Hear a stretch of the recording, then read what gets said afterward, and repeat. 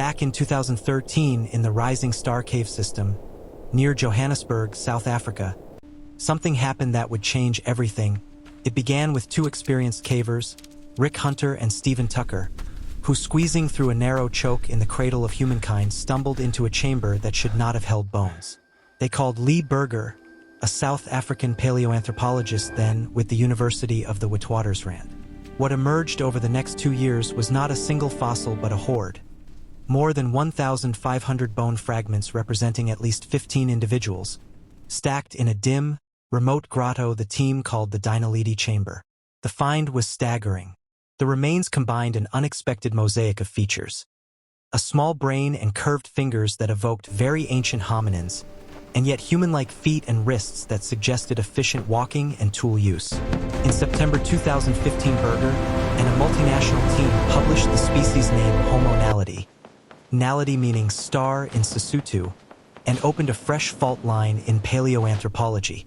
Drama came fast. The chamber was reached only through an 18-centimeter squeeze and a 12-meter descent. To excavate it, Burger recruited 6 slender, highly trained scientists, quickly dubbed the underground astronauts, to crawl into the dark and recover thousands of fragile fragments. That method, born of necessity, captured imaginations and headlines. But it also seeded controversy. At the heart of the storm were two profound questions. How old were these bones, and how did so many individuals end up in an inaccessible, isolated chamber? Early on, ages were unknown. Some assumed the remains must be ancient because of their primitive anatomy. Others proposed more prosaic explanations for their presence. Predator accumulations, water washes, or accidental deaths that collected over time. Burger and his team advanced a more provocative hypothesis. The bodies had been placed there deliberately, suggesting a form of mortuary behavior. A cultural complexity unexpected for a hominin with such a small brain. The claim cracked open fierce debate. Skeptics accused the team of leaping to sensational conclusions.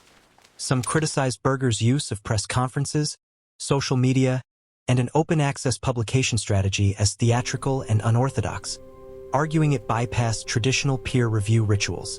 Others worried about the interpretive gaps. How could a species with ape-like hands manage intentional body disposal?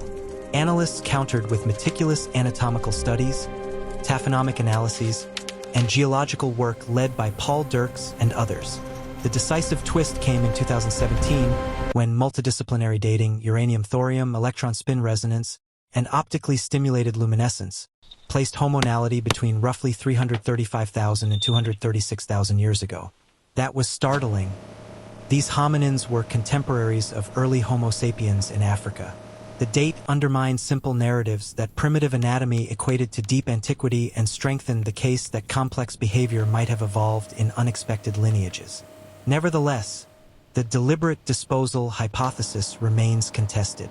Some researchers argue that natural processes could still explain the assemblage.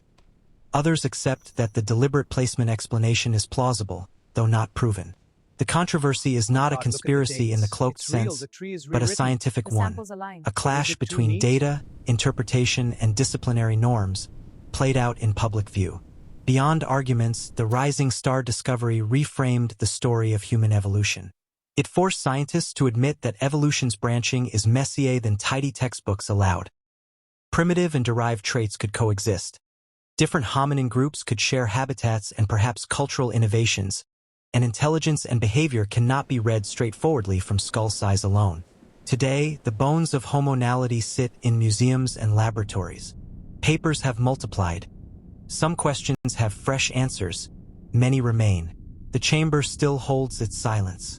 But the work begun when two cavers slid through a tiny hole continues to reshape not only scientific models but how we imagine ourselves. A reminder that in a dark pocket beneath Johannesburg, a discovery lit new stars in the story of humanity.